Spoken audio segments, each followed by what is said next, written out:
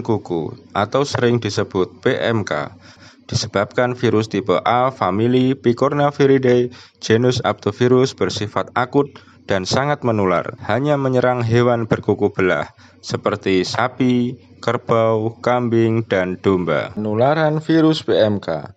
Penularan virus PMK bisa melalui air liur, udara yang dihembuskan, cairan amnion, air susu, cairan dari vesikel, urin, semen, dan tinja. Gejala klinis paling menciri pada penyakit mulut dan kuku, yaitu lepuh pada gusi, mukosal mulut, dan lidah sehingga menyebabkan ternak mengalami hipersalivasi. Luka pada teracak kuku menyebabkan ternak susah berdiri. Demam tinggi bisa mencapai 41 derajat Celcius dan produksi susu dan daging menurun dengan drastis. Pengobatan dan pencegahan PMK. Yang perlu diingat adalah tidak ada obat untuk penyakit dari virus, termasuk virus PMK. Pengendalian PMK.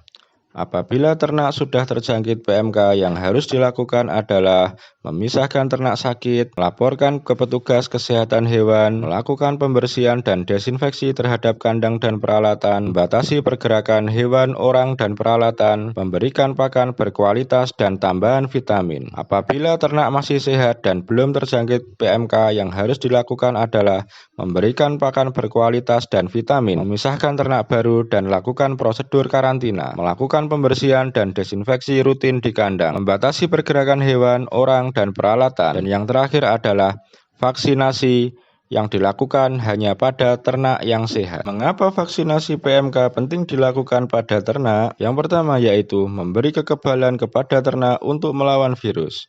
Yang kedua yaitu salah satu cara untuk mencegah tertularnya virus. Dan yang ketiga yaitu menurunkan biaya pengobatan untuk ternak. Dan yang terakhir, untuk jangka panjang, lalu lintas dan pelayanan untuk ternak semakin mudah.